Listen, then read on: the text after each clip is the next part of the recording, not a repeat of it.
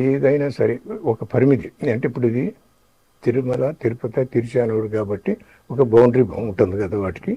ఆ బౌండరీలో ఏముండొచ్చు ఏముండకూడదు అని అనుకుంటే ఏ ఇల్లీగల్ స్ట్రక్చర్స్ ఏ ఉన్నా సరే ఏది అదర్ మతాలే దాన్ని ఇల్లీగల్గా ఉంటే డెమోలిష్ చేయటం.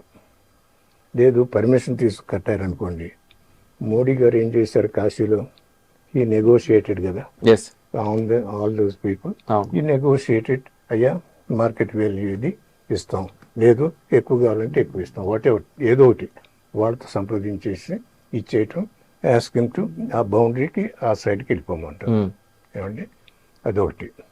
రెండోది, ఇప్పుడు మీరు చూస్తే తిరుచానూరు ఆ ప్రాంతాల్లో రోడ్ల మీద మీరు పద్మావతి టెంపుల్కి వెళ్తా ఉంటే మీట్ అమ్ముతుంటారు. అవును సార్, చాలా చూసారు, చూసాను నేను.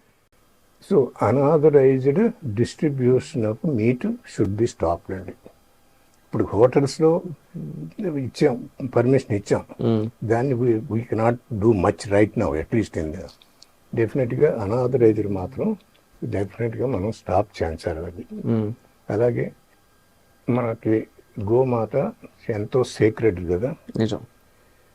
అటు మన గోమాత మీట్ మాత్రం ఎక్కడ కూడా డిస్ట్రిబ్యూట్ చేయలేదు, అక్కడ చేయకూడదు ఆ పుణ్యక్షేత్రంలో.